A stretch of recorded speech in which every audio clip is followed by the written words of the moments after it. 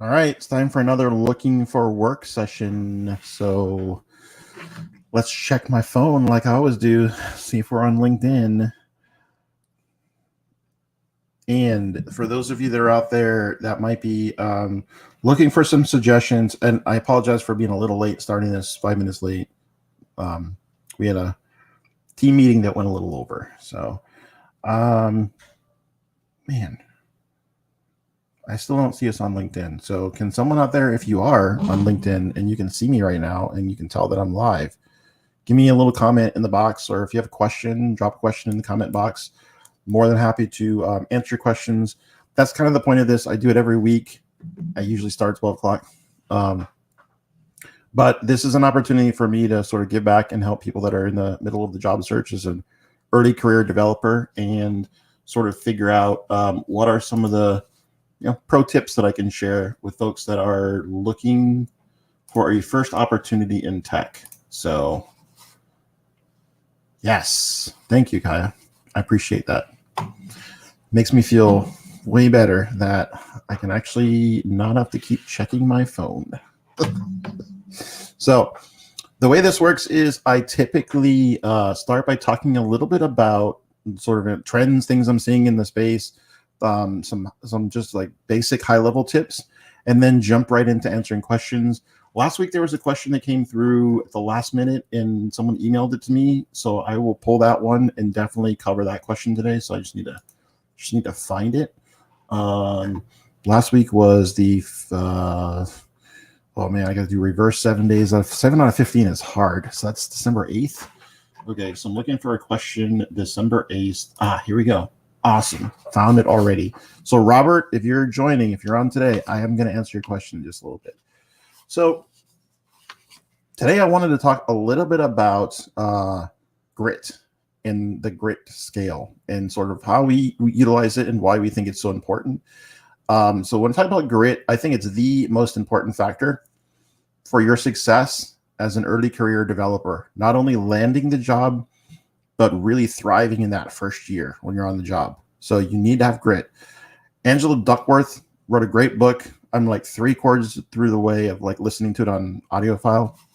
And man, she's a pro at grit. She's done a lot of studies and can really demonstrate the science behind it. And I'm a huge believer in it. So I used through a variety of different questions during the hiring process, not only here, but in previous jobs. I use grittiness as one of the key performing indicators for whether or not I think someone's going to be successful in an immersive program and as an early career software developer. So if you check out her book, it's Grit by Angela Duckworth. And if you subscribe to the belief of like a growth mindset, which in essence means that you don't think you're limited, your capabilities are limited, but instead you really think if you put the work effort in, you can become better. You know, that there's no, I was born not smart, so I can't really ever be smart. Like that's not a thing. Growth mindset is the opposite of that. So if you have that and you have grit, then I think both the job search process will be easier and smoother, and the process of you being successful as you learn on the job over time will also be successful. So grit is really important. And I would say when I talk to employers, it's probably one of the most important factors that people will recommend or say that it's important to them. They almost always exclusively, when I talk to employers, they say,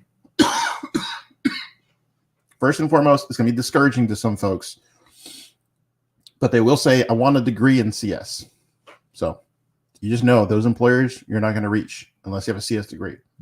So set that aside. You got to compartmentalize that. You got to just understand that's just the way that the system is.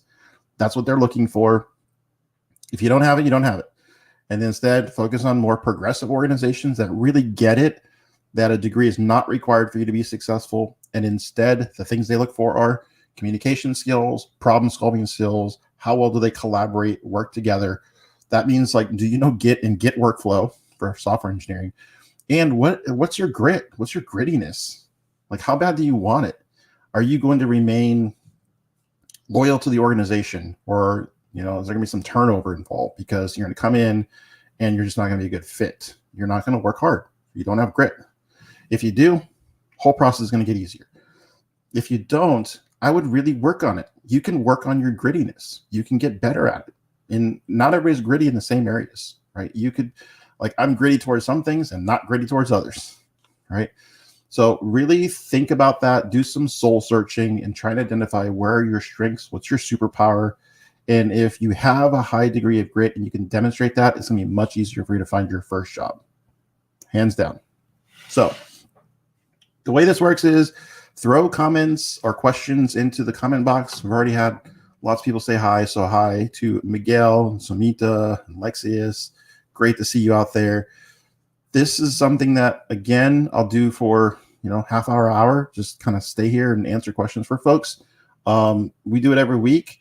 It's just part of what I hope is a way to give back to people, and what I hope is a way to make the process just go smoother for folks. So we're not hiring a whole lot of folks, although we do, right? So our apprenticeship program provides an opportunity for people that are traditionally underrepresented in tech to have an opportunity to work for a year, work for some really large employers and some awesome projects. And we pay people to go through this program and at the end help them transition into permanent roles with employers. That said, I can't help but more than a certain number of people every year because I don't have unlimited resources to hire people. But this is another way that I can help people, use some of the knowledge and skills that I've gained to your advantage to be able to just get that foot in the door, get that first opportunity. Because I recognize it is really hard. Almost every company wants senior engineers because they want people that are highly technically competent and are good communicators, good problem solvers, have lots of grit, like all of those things. And it just takes a lot of experience and time to get to a really high polished level, but everybody gets to start somewhere. So I'm down to try and help people find jobs, and it's entirely possible. I have lots of people that are early career developers that have gotten into pretty good size companies, places you've known, like Apple and HP and Sony, and like big companies like Red Hat, IBM, Walmart Labs, like some fun times, right? When someone gets a job there, we're popping bottles over here. So that's it. I'm going to jump right in. Ask me questions, post them in the comment box, and I'll answer them in the order that they come in. I'm going to start with a couple. So while I'm answering these questions, these came in last week. Right afterwards, they came in via email. I will definitely answer the rest that you post in here. So post some questions now while I'm working on this one. That way, as soon as it's done, I'll be able to keep rolling and just answer all the questions as they come through. Again, I'm super happy to stay here for the hour if you get them all the way up until 1 o'clock. So, so last week, Robert said he's a soon-to-be statistics graduate from CSU LB, Long Beach in the house, like that. And I'm looking for my first tech job. I had a few questions. The first may be the appropriate for the next live stream, and that is, I was reading this article on how to find an entry-level data scientist job, which mentions not to focus on job boards, but in order, I'd look for recruiters, then friends and family, then career fairs, then recruiting events, then job boards like LinkedIn, company websites, and then tech job boards. So that's what the article focused on. I think that's BS. I think the article is missing some huge opportunities. So not that any of these things aren't going to work, but they're not as high yield as a few that I just don't see on this list here, which is amazing to me. Like, sure, it's obvious friends, family, and colleagues, if they know that you just graduated from a program, then they're going to try and hook you up. They're going to, if they know people, they're going to do their best. But that's not high yield. I'll explain what I mean about that in a second. And then you got career fairs and recruiting events. Sure. But that's everybody. Everybody wants to just show up and then have someone offer them a job.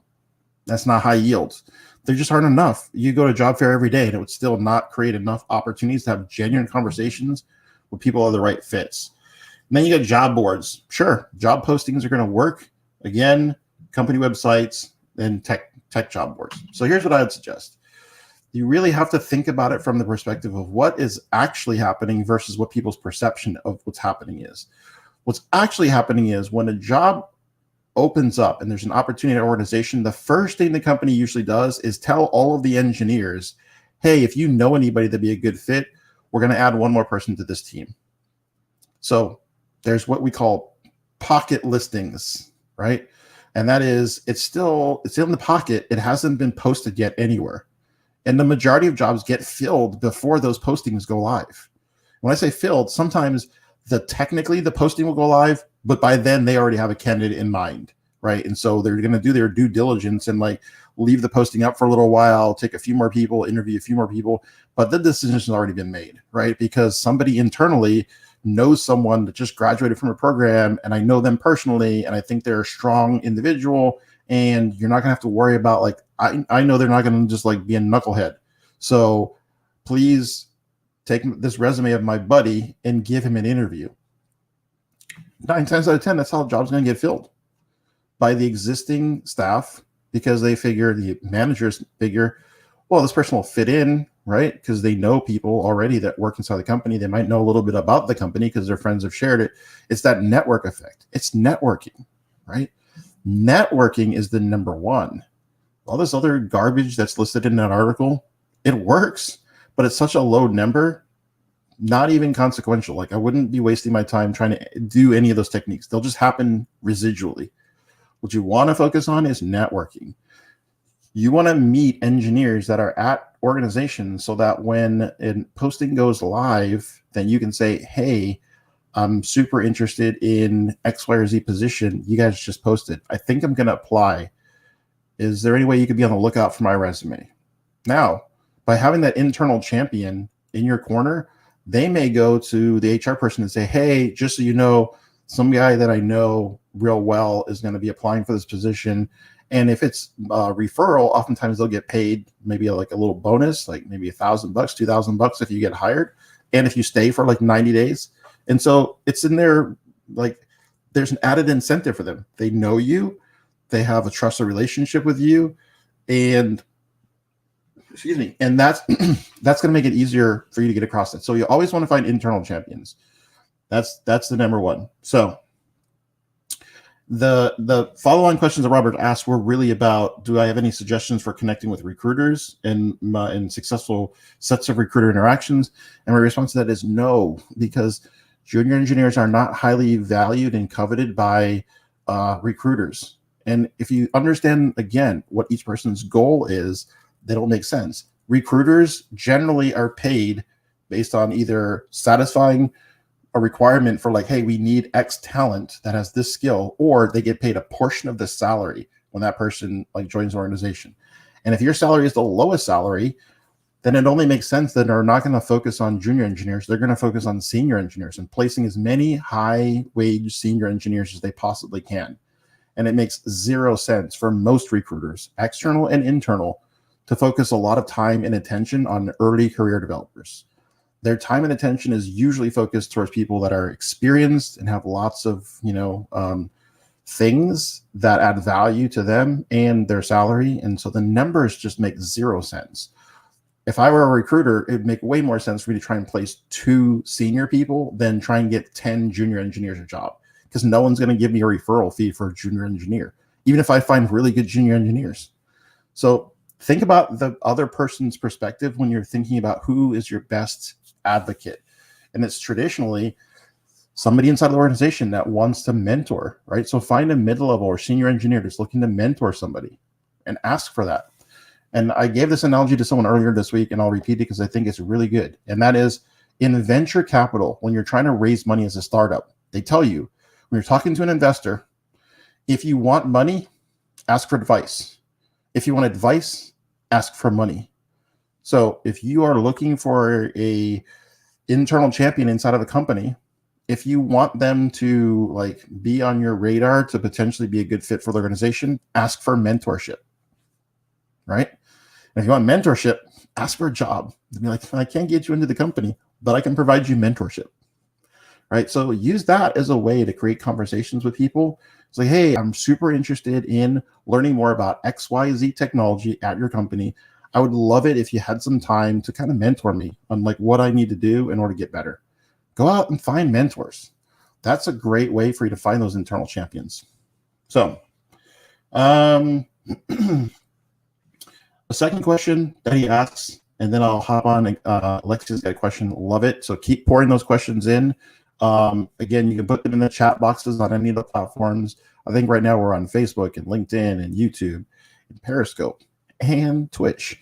So just put them in the comment box and those questions will come in. I'll see them and I'll be able to answer them for you. So the second question he asks is from side projects. My skill set has developed into a combination of data science and web development. I see advantages to specialization, but really enjoy doing both. Any advice? Absolutely. Lots of folks like T-shaped experience. So what we mean by T-shaped is you want to have shallow experience across a lot of different variety of technology, and then you want to pick a place where you go deep and have some deep experience. So if you have shallow across lots of different things and deep in one area, that's super appealing. Because even if that deep is not representative of the work that they need, it at least shows that you have the capacity to go deep on something. And it could be a transferable skill to something else, even if it's not directly relevant to that opportunity. So absolutely think, find combination, data science, web development. I think that's highly in demand right now. If you got a good sense of fit and finish on the front end, understand services on the back end, understand how to make rational decisions about the data that you have access to, provide some context for business leaders to make decisions, awesome. Super valuable. So, Robert, those are awesome questions, man. Love it.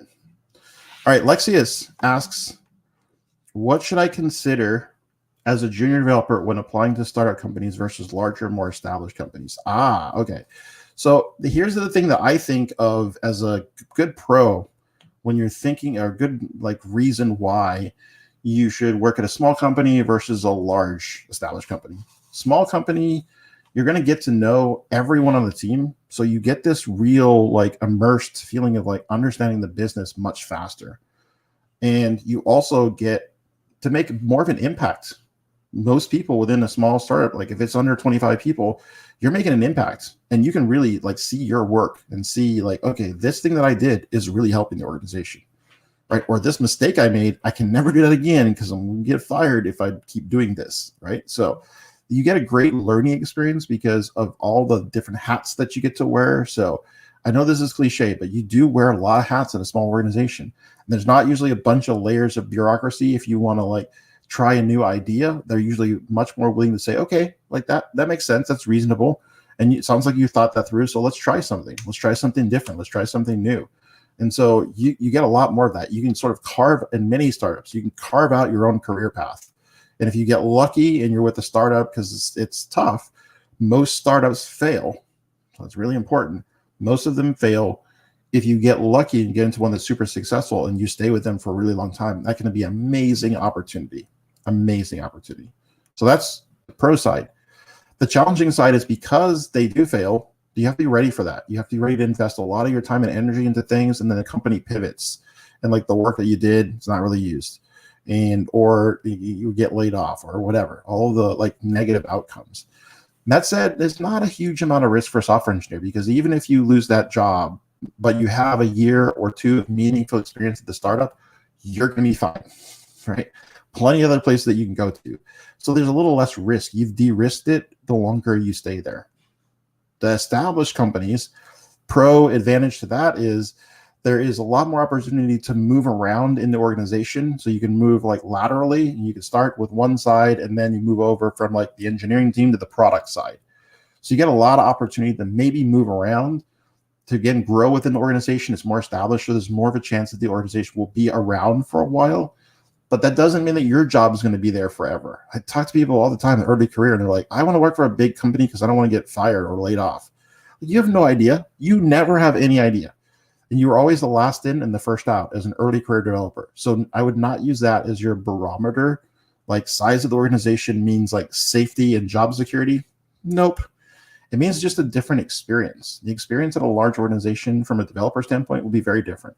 You will usually get to go deep, and you'll usually get to specialize, and you'll be maybe on a small team, small cog as part of a big engine. And so that'll allow you to really get specialized sometimes, but it also means that you don't have the luxury of wearing a lot of different hats. You're this is your one hat. You're going to get really good at this one thing.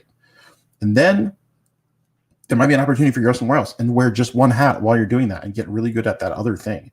And so that's the trade-off, is you won't have as much happening as fast, but you will have opportunities to go in different directions. And, sometimes it's nicer to have access to more perks, and things are just kind of more comfortable they go a little slower at bigger organizations. So if you like things that just like you don't want to change constantly, you want things to be a little bit slower. It will take a little bit longer to get big things done, but slow and steady wins the race. Then maybe the larger organization is a better fit. So there's pros and cons to both. You have to decide which is like the works lifestyle that you want to have. So hopefully that helps, Lexius. Henry posted a question again. If you guys have questions, throw them in the chat box.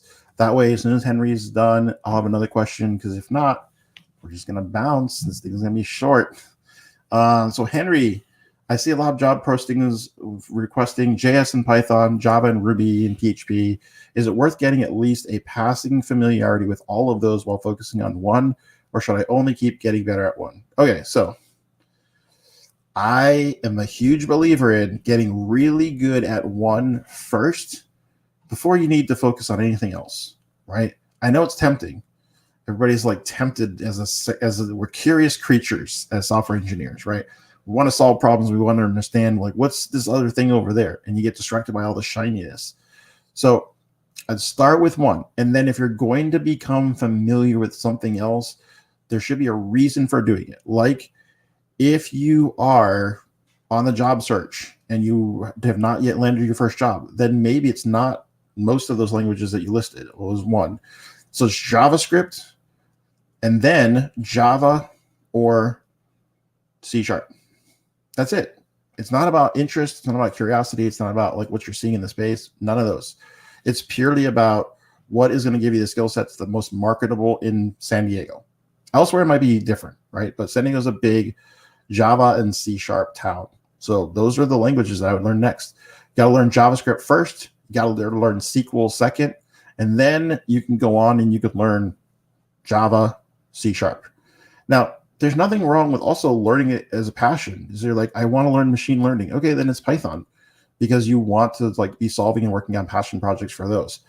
But because they're so easy to learn, like Ruby and PHP, I would not go out of the way to learn those unless there was a specific reason or use case. Because what you'll find is you'll be working on a project and they're like, oh, this is written in Ruby. Okay, so I guess I'm gonna spend a couple weeks, brush up on Ruby, and be able to like fix this one service or this one application that someone wrote in Ruby. Or PHP. But PHP is so easy to learn that it's like you're gonna learn PHP, you're gonna pick it up, and then you're gonna be fine. So I think it's not a huge deal.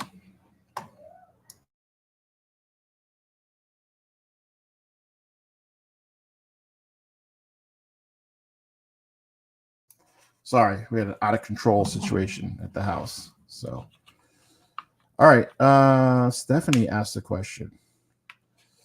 I don't have this problem with my great team members, but what should you do if you notice how a coworker does not have a growth mindset? How can you encourage a growth mindset?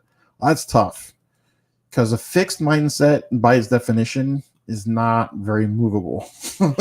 Right? So oftentimes I think this is like when folks get a little bit older, they get set in their ways. It's really hard to teach an old dog new tricks. And so what I would do is always just celebrate the wins. When someone has a win, the best thing to do is turn up the good, try and focus on the positive, try and focus on ways that you can be not critical, but like constructive in a positive way, and just emphasize the things that are working awesome and are amazing. And try and like just highlight situations where you can identify that they are using a little bit of that growth mindset, that they're stretching, and they're willing to take on something that's different that makes them feel uncomfortable. That's really like all you can do is like tee it up for them. It's really hard. Like if you're not a therapist, right? And so there's only a certain amount of behavior that you're going to be able to correct, and others it's just like that's just how the person is going to be, and they're not going to long term make an adjustment unless they're willing to work on that.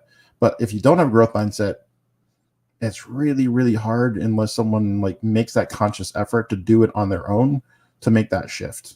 But I get you. Growth mindset is it's one of those things where they got to buy in. One of the biggest challenges that I have in running a code school is like it does require a growth mindset, and a lot of people will come in thinking that the process is tough, but not really understanding just how tough it's going to be. And people with grit and growth mindset, they do really well. People that don't really struggle. It's very painful to watch, because I've told people over and over and over again, this is what I've seen work. They still won't do it. Like, I don't know. I mean, I see it work all the time, but All right, so we got lives on across all these channels, but we don't have very many questions. So I think that means that everybody's getting jobs these days. That's amazing. I like that.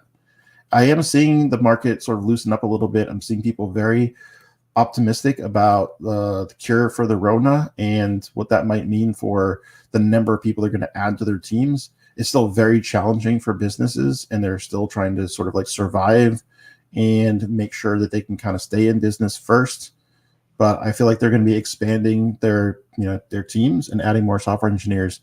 Definitely in Q1. I'm seeing people that like see the end of the tunnel, and they know by the middle of the year we should have this thing like on its heels. So I think if that's the case, if businesses are thinking more about middle of next year, things kind of starting to resume some normalcy, it will make it easier for them to make decisions in January when they traditionally do. January is traditionally the time where they start making decisions for the year, at least the rest of their fiscal year, and then staffing up. First quarter tends to be beast mode. So that said, I don't see any other questions. So unless anybody has any other questions, we're going to probably end a little early. We're going to end it roughly 25 minutes in. It's all right. I feel like if you have questions, the best thing for you to do is shoot me an email. Shoot me an email during the week, mike@sdcs.io. So that's SD for San Diego, CS codeschool.io, or drop them in the chat message in the next like 30 seconds. And then if not, I will see you next week. I do this every week. Again, I apologize. It's a little late today, but hey, it's a global pandemic. What are we going to do, right? What are we going to do? Awesome. All right. Have a great rest of the week. Take care.